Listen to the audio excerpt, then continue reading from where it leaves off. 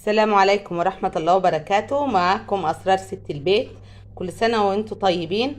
النهاردة هنعمل بعض التجهيزات لرمضان.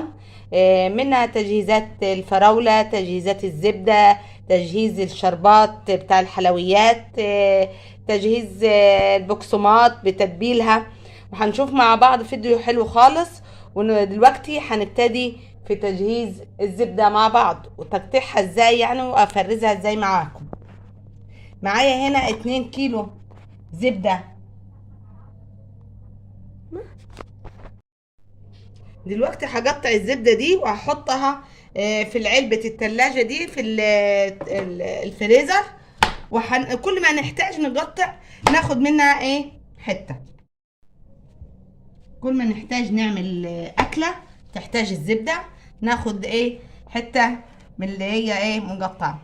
انا لما بجيب زبدة فرن او زبدة كريستال بقطعها مكعبات صغيرة كده وبحطها في ورق زبدة او ورق استريتش او كيس كده اقطعه واحط فيه. هقطعها بالشكل ده اهو. كل ما هحتاج حتة زبدة لأي أكلة هاخد مكعب صغير زي كده اهو. أنا زي ما قلت لكم لما بجيب زبدة، دي زبدة بلدي، دي زبدة بلدي صفرة.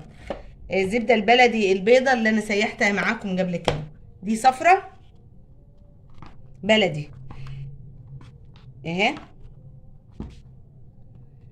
هي زي بعضه تتفلفت شوية مني اهي.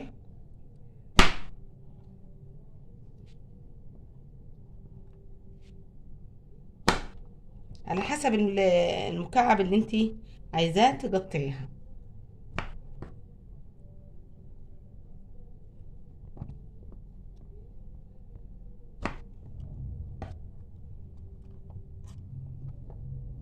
الحتت الصغيرة دي طبعا هاخدها برضو واحطها في علبة صغيرة واستعملها.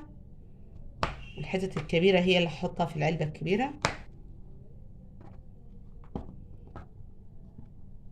هنعمل حاجات كتير خالص في الفيديو النهاردة. هعمل معاكم شوية فراولة جايباهم هخزنهم معاكم. انا قبل كده خزنت معاكم الفراولة في فيديو قبل كده اهو في اول القناة. قلت ان انا ما عدش تاني التخزين بالطريقة دي. وابتدي هنا اهي العلبة ابتدي ارص فيها الحتت الزبدة بالطريقة دي. وكل ما احتاج مكعب اخده منها واستعمل، بدل ما تطلع المكعب كله تقعد تقطع وتعمل، يبقى متقطع جاهز معاكي وتاخدي المكعب اللي انت محتاجاه وترجع العلبة تاني الفريزر. برصهم واوريهم لكم. وادي اهي الزبدة بعد ما قطعتها بالشكل ده مكعبات. اول ما تعوزي مكعب لاي طبخة انت عايزاها، دي الحتة الصغيرة اللي اتقطعت مني حطيتها في علبة صغيرة كده.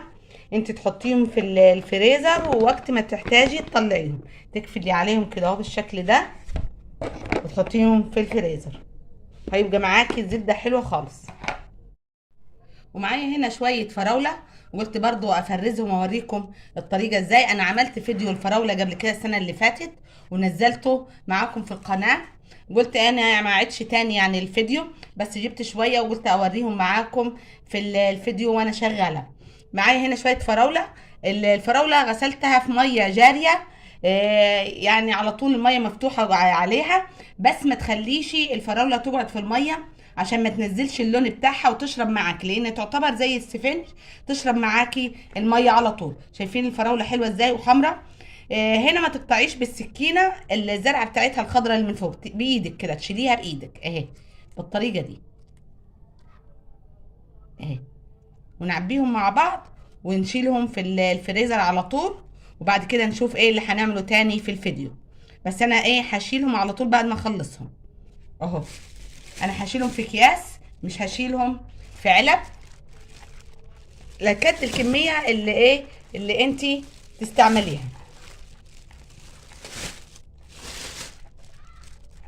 انا قلت ما عادش فيديو الفراولة تاني بدل ما معمول في القناة اهي بالطريقة دي اهي.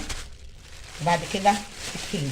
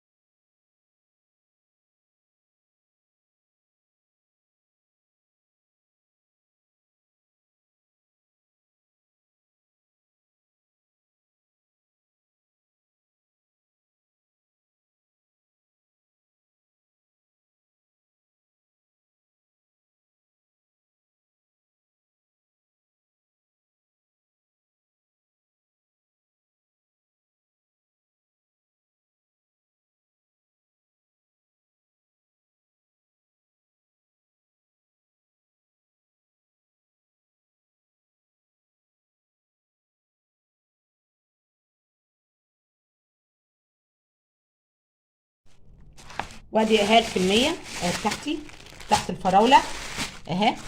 هبتدي احطها في الفريزر ونشوف ايه اللي هنعمله تاني مع بعض. وراح اعمل معاكم تتبيله بقسماط في البيت وباقلل التكلفه. العيش الموجود عندك في البيت، لو عندك عيش بلدي، عندك بقسماط، عندك عيش فينو، باقي السندوتشات بتاعت اولادك، باقي العشاء بتاعك، تخليه ينشف وبعد كده تحمصيه في الفرن زي ما انا حمصته كده اهو. وانا حاطه شويه تاني في الفرن اهو. وبعد كده نعمل التتبيله بتاعته ونستعمله في البانيه او في البفتيك، يبقى حلو خالص واقتصادي معاكي. الكيس انت بتشتريه غالي من بره من عند العطار، بتشتريه غالي خالص. لكن لو عملتيه في البيت مش هيكلفك اي حاجه ببواقي العيش الموجوده عندك. انا طبعا الكبه باظت مني، اتكسرت ساعه التوم. دلوقتي هعمل بمطحنه الخلاط اهي عادي خالص، اعمل فيها لغايه ايه ما اجيب غيار للكبه وافرمهم وبعد كده اتبلهم معاكم.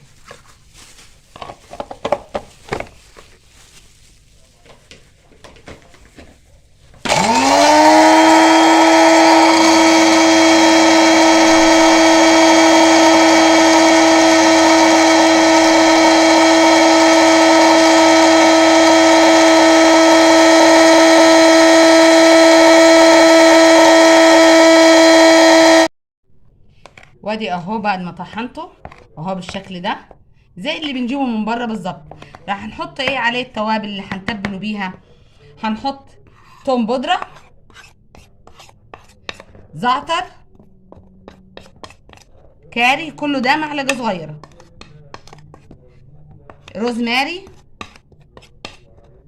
بابريكا، معلقه كبيره ملح، فلفل اسود، كزبره ناشفه معلقه كبيره اهي. كل التوابل بتاعتنا دي نقلبها كده مع بعض. عايزه تحطيهم في كيس وتحطيهم في التلاجة حطيهم، عايزه تحطيهم في برطمان حطيه براحتك انتي اهي. تقليبه كويسه.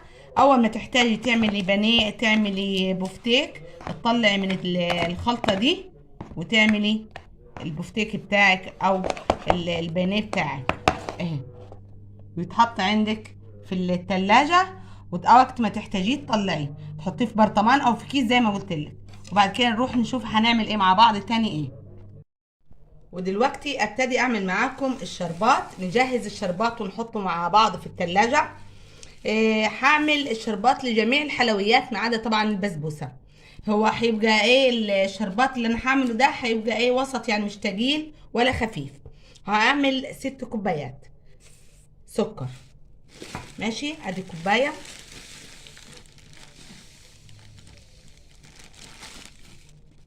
اتنين، تلاتة، أربعة،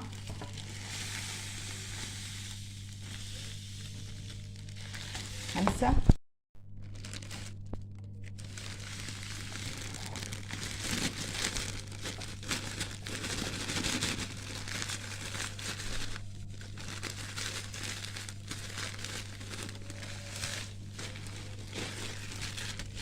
بصي عشان فتحت كيس تاني لان الكيلو بيبقى 5 كوبايات بس. وادي ساتة كوبايه، هحط عليهم 4 كوبايات ميه. ادي 1 2 3 ادي 4. وعند الغليان هحط الليمونه. خلاص هحطه على النار. وبعد كده اشتريت كيلو مستردة وكيلو كاتشب وكيلو مايونيز. قلت ايه بدل ما اقعد افتح واشتغل بالبرطمان وهو كبير كده والجيركن وهو كبير، قلت ان انا اجيب العلب الصغيره دي اهي. اشتريتهم، اللي اشتريت التلاتة ب15 اهي، يعني الواحده ب5 اهي. قلت ايه افضي فيهم واحطهم معايا في المطبخ واستعملهم، بدل ما ايه ما استعمل الكبار دول اهو بالشكل ده. انا دلوقتي هغسلهم غسله كويسه، الصغيرين دول اغسلهم غسله كويسه وايه، واجيب جمع وافضي في العلب الصغيره دي المستردة والكاتشب والمايونيز اهو في العلب الصغيره، بدل ما اتعب نفسي واجيب الكبير كده ويبوظ مني. قلت ايه افضي في العلب الصغيره اللي انا جبتها دي، افضيها وبعد كده نشوفهم مع بعض. وادي اهو الشربات خلصته، خلص معايا، ما خدش وقت، ربع ساعه ونزلته من على النار اهو بالطريقه دي. بعد ما يبرد خالص هعبيه في البرطمان، وبعد كده ابقى احطه في التلاجة او تحطيه في دولاب المطبخ، وينفعك في اي حلويات انت تستعمليها في رمضان. لو عايزه تحطي معلقه سمنه بلدي عليها حطي من دلوقتي، او عايزه تحطي اثناء الاستعماله حطي عليه، وتحطي عليه برضو فانيليا، بيدي طعم حلو خالص. لو حطيتي ايه معلقه سمنه بلدي عليه بيدي طعم حلو خالص للحلويات بتاعتك. بعد كده نروح نشوف هنعمل ايه تاني. وادي اهي الشربات بعد ما عبيته في البرطمانات بالشكل ده اهو، برد رحت حطيته اهو. وزي ما قلت لك لو عايزه تحط عليهم السمنه البلدي حط عليهم معلقه سمنه بلدي، وحط عليهم فانيليا.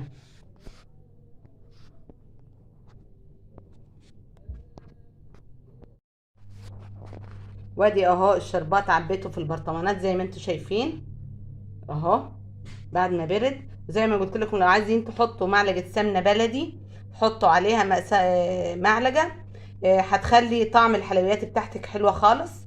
وادي الكاتشب والمستردة والمايونيز اللي احنا عبيناهم اهو، ودي الزبده بتاعتنا اهي، ودي البقسماط اللي عملناها مع بعض برضو عبيتها في برطمان اهو، يفضل عنديكي في المطبخ وقت ما عايزه تتبلي فراخ بانيه، عايزه تتبلي بفتيك بيها هي اهو. والفراوله اللي عملناها حطيتها انا في الفريزر ايه. وان شاء الله يكون عجبكم الفيديو تجهيزات رمضان، وكل سنه وانتم طيبين، والسلام عليكم ورحمه الله وبركاته.